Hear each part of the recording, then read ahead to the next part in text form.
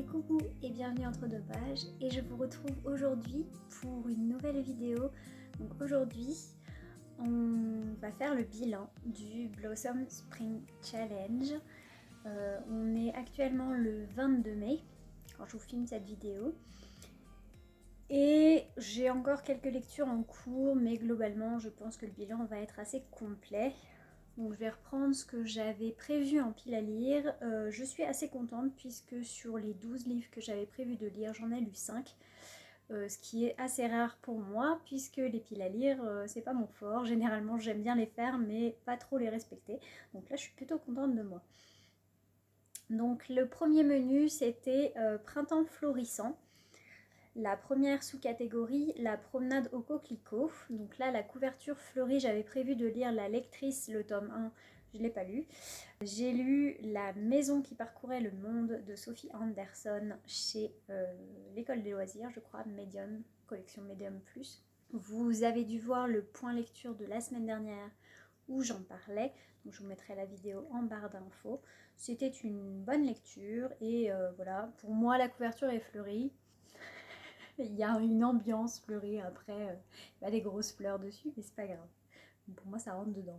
La deuxième sous-catégorie, c'était le jardin des secrets. Donc là, il fallait lire romance, saga familiale, Page Turner. Pour le coup, j'ai mis un roman que j'avais prévu dans une autre sous-catégorie et au final, je l'ai mis là. C'est Orgueil et préjugés de Jane Austen. Je vous invite à aller voir pas le point lecture précédent, celui d'avant. Pour voir mon avis très tranché sur la question. Je me suis pas fait des amis, je pense, sur cet avis-là, mais bon, voilà, ça a été une mauvaise lecture, j'ai pas aimé. Et au niveau de cette sous-catégorie, je suis aussi en train de lire actuellement le tome 1 de la série Les McCoy de Alexiane Thiel, L'ogre et le chardon, qui est de la pure romance qui se passe en Écosse. Je suis pas fanat de romance, mais j'ai un défi en binôme avec une amie d'un forum. Donc, elle m'a mise au défi de lire 2 sagas de romance. Comment dire que ça va être compliqué. Voilà, donc pour l'instant, j'en suis qu'au début. Ça se lit tout seul, mais clairement, c'est pas ma tasse de thé. Donc on verra si j'arrive à terminer quand même. Si pour l'instant c'est agréable, hein. On a l'impression de lire un téléfilm, mais voilà, ça casse pas trois pattes à un canard non plus. La troisième sous-catégorie de ce menu, c'était Mauvaise herbe, donc il fallait lire de la SFFF, du policier ou du graphique. Donc niveau policier, j'avais prévu de lire Deep Teen d'Agatha Christie, c'est fait. Pareil, je vous mets mon point lecture en bas. De toute façon, tous les points lecture seront listés en bas, comme ça vous serez tranquille, vous aurez tous mes avis. Qui a été une bonne lecture. Ensuite, niveau graphique, j'ai lu et beaucoup aimé Géante de J.C. Devenay et Nouria Tamari. Et puis le tome 7 de l'Atelier des sorciers de Kamome Shirahama. Voilà, des super bonnes lectures graphiques magnifiques. J'ai adoré ces histoires. Et en version, dans la version SFFF, j'ai choisi de mettre Hugo de la nuit de Bertrand Santini. On est sur du fantastique jeunesse. Pareil, très bonne lecture. J'ai été agréablement surprise. Comme toujours, j'adore le style de Bertrand Santini. Je trouve qu'il écrit très bien. Et voilà, donc pour ce menu-là, tout est validé. Pas de problème. Sur le menu suivant, donc c'était un vent d'air frais.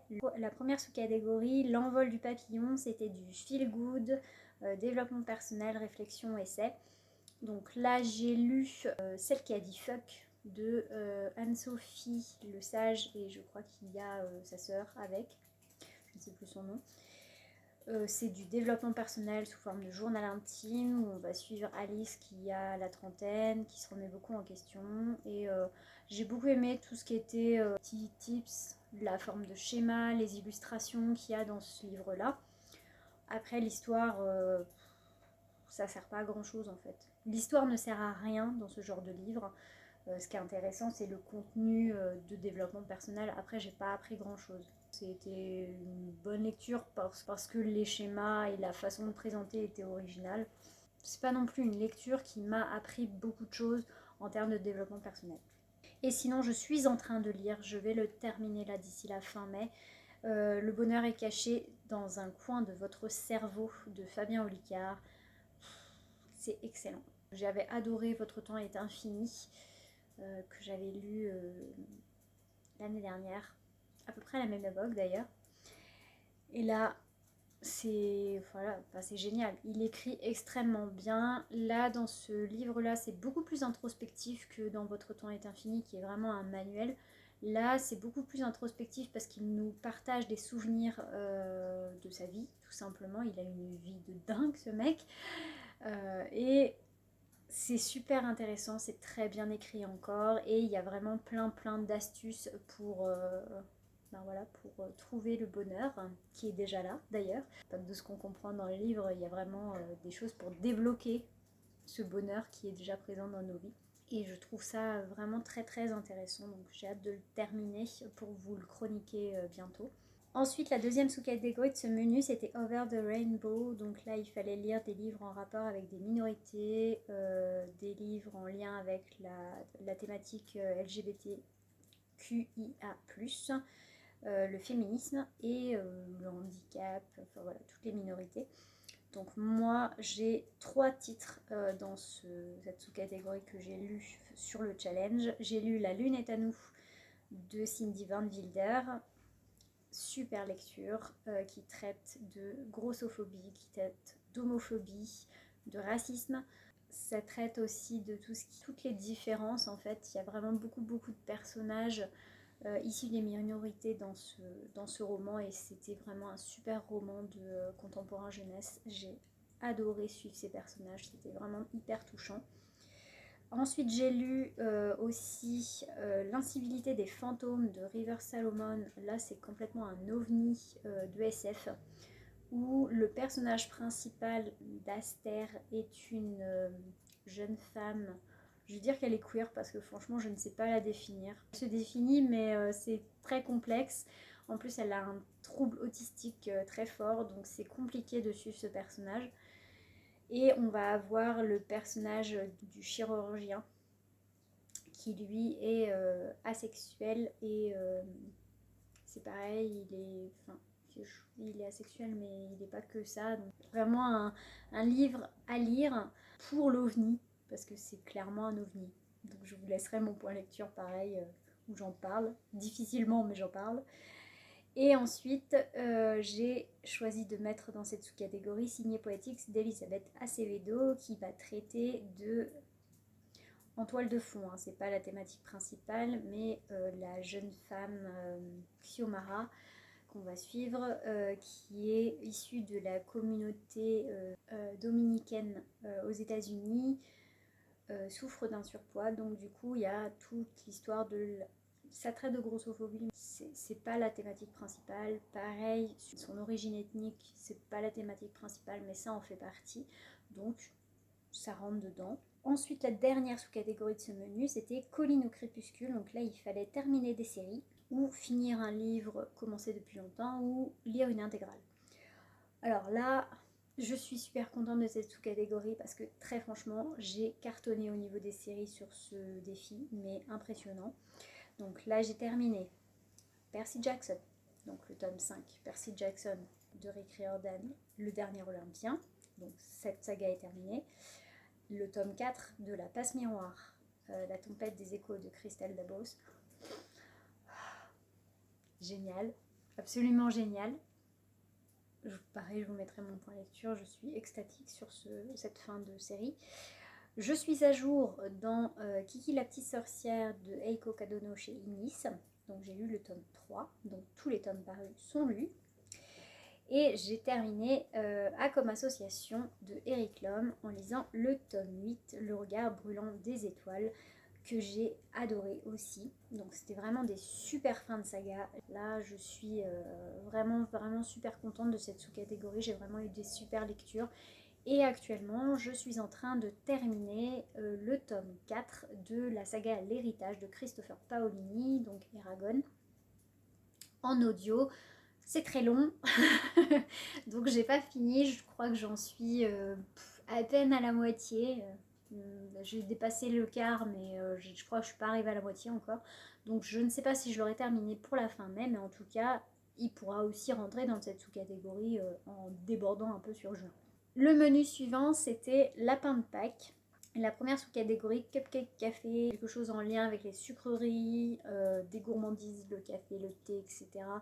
Là, clairement, j'ai rien lu. J'avais prévu de lire Rendez-vous au Cupcake Café de Jenny Colgan. Pas là. J'ai pas trouvé le temps de le lire. J'avais pas l'envie de le lire là tout de suite. Donc je l'ai pas lu. Donc j'ai pas validé cette sous-catégorie. C'est la seule défi que j'ai pas validé. Ensuite, la deuxième sous-catégorie de ce menu, c'était Chasse aux œufs. Donc là, c'était un livre au hasard où on vous a conseillé un premier tome, une trouvaille, voilà. Donc moi, j'avais choisi de lire Et le désert disparaîtra de Marie Pavlenko, qui est issu de nos recommandations booktube de Mélie et Mélo de la chaîne Mélie Mélo de lecture. J'ai lu celui-ci et j'ai lu un autre titre qu'elle m'avait conseillé qu'elles avaient conseillé depuis un petit moment déjà, qui est La fille qui tressait les nuages de Céline Chevet. Le Marie Pavlenko, ça a été un gros coup de cœur. J'ai vraiment adoré ce livre, c'était génial. On est sur de la science-fiction jeunesse avec plein de thématiques autour de l'environnement et c'était superbe. Elle écrit extrêmement bien, je suis assez contente d'avoir découvert cette autrice parce que je vais lire d'autres choses de Marie Pavlenko, d'autant que j'en ai en pile à lire. Et La fille qui tressait les nuages, ça a été une très bonne lecture, ce qui m'a un peu perturbée dans ce roman, vous le verrez en point lecture plus tard, c'est qu'il y a des scènes quand même assez gore, ce que la couverture ne fait pas du tout penser. Voir des scènes qui sont perturbantes et malaisantes, moi ça m'a mise mal à l'aise quand même sur certaines scènes.